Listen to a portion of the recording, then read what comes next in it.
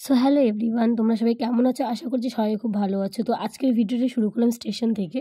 তো তোমরা দেখতে পাচ্ছ আমাদের স্টেশনে, কারণ আমার চ্যানেলে কিন্তু প্রথম দিনের ভিডিও আমি পোস্ট করে দিয়েছি যে আমরা কোথায় যাচ্ছি। তো আবার বলে দিচ্ছি, আমরা কিন্তু ঘুরতে যাচ্ছি পুরীতে। এটা সেকেন্ড দিনের ভিডিও। তো স্টেশনে আমরা পৌঁছে গেছি, পুরী স্টেশনে।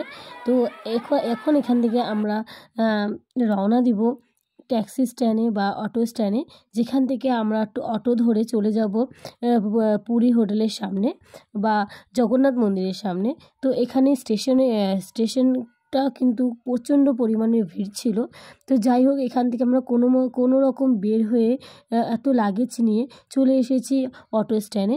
তো অটো স্ট্যান্ডে এসে অটো করে চলে আসলাম একটা হোটেলে। এই হোটেলে আসার পরে না আমরা রুম পাচ্ছিলাম না, কারণ আমাদের 4টে রুম দরকার ছিল। 4টে না হলেও 3টে রুম হলেই আমাদের যথেষ্ট, যেহেতু আমরা 8জন গিয়েছি, প্লাস বাচ্চাটাকে নিয়ে 9জন। তো আমরা এখানে কোনো রকমের হোটেল খুঁজে পাচ্ছিলাম না। তো সব হোটেল বুক, যেহেতু সিজন বেস। আর তার মধ্যে আমি এখানে সমুদ্র দেখে না পাগল হয়ে গেছি। মানে লাইফে ফার্স্ট টাইম নিজের চোখের সামনে সমুদ্র দেখে না আর নিজেকে কন্ট্রোল করতে পারছিলাম, যে ভাবছিলাম কতক্ষণে সমুদ্রে যাব। 2000 years later. তো শেষমেশ আমরা একটা হোটেলের রুম পেয়ে গেছি, কিন্তু ডবল বেডের রুম পেয়েছি, 2টা রুমই বড় পেয়েছি। তো যাই হোক, একটাতে আমরা জামাইবুড়ো থাকবো, একটাতে মারা আর বড় মারা থাকবে। তো এভাবে ভাগ করে নেওয়া হয়েছে 2টা রুম। আর এদিকে আমার ভাগনা মানে খুব দুরন্ত, তাকে মোবাইল নিয়ে বসিয়ে দেওয়া হয়েছে কার্টুন দেখার জন্য। তারপরে আমরা খেয়ে নিচ্ছি সবাই মিলে চা। তারপর আমরা এখন রেডি হয়ে বেরিয়ে যাব সমুদ্রে স্নান করার জন্য। তো আমি এখানে রেডি হয়ে গেছি, দিদিও পেছনে রেডি। তো আমরা এখন সবাই মিলে চলে যাব সমুদ্রে স্নান করতে। এদিকে মারাও সবাই রেডি হয়ে বাইরে বেরিয়ে গেছে। তো চলো যাওয়া যাক। তো চলে এসেছি আমরা এখন সমুদ্রে। তো দেখতেই পারছো কত ভিড়। আর সত্যি কথা বলতে ফার্স্ট টাইম সমুদ্র নিজের সামনে দেখাতে না নিজেকে আর আটকে রাখতে পারছিলাম না, যে ভাবছিলাম যে কতক্ষণে নামবো। আর এখানে না প্রচণ্ড পরিমাণে রোদ ছিল। আর তার মধ্যে আমরা সারা রাত জেগে এসেছি, যেহেতু ট্রেনে এক ফোঁটাও কিন্তু ঘুম হয় না। এত ক্লান্ত অবস্থায় আসার পর একটু রেস্ট না করেই হোটেলে এসে ফ্রেশ হয়ে চা খেয়েই আমরা বেরিয়ে পড়েছি সমুদ্রে স্নান করতে আসে। কারণ আমাদের হাতে মাত্র 3টে দিন বা 3টে দিন ছিল। 4 দিনের মতন ছিল।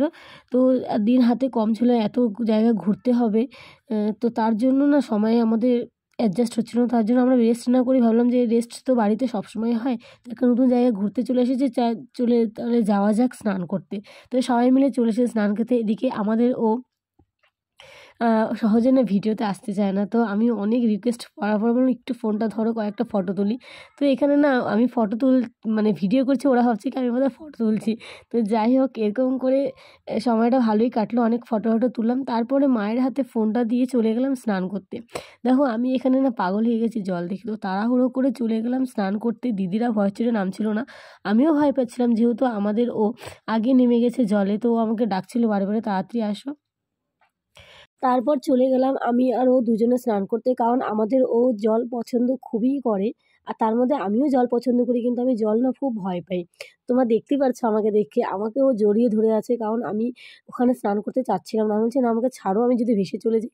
ও বলছে কিচ্ছু হবে না, এত লোক স্নান করছে, তুমি তো অনেক কাছে আছো, কিচ্ছু হবে না। কিন্তু আমি কোনো মতেই মানছিলাম না। তাও অনেকটা সময় লাগছে আমার ওখানে অ্যাডজাস্ট হতে। আর তার মধ্যে প্রথম স্রোতটা এসে না মুখের মধ্যে জল ঢুকে গেছে। আর সমুদ্রের জল তো নোনা জল হয়। তো মানে মুখের ভেতরটা খুব বাজে হয়ে গেছিলো। তো যাই হোক, অনেকটা সময় ওখানে স্নান করলাম, ভয়টাও অনেকটা কেটেছে।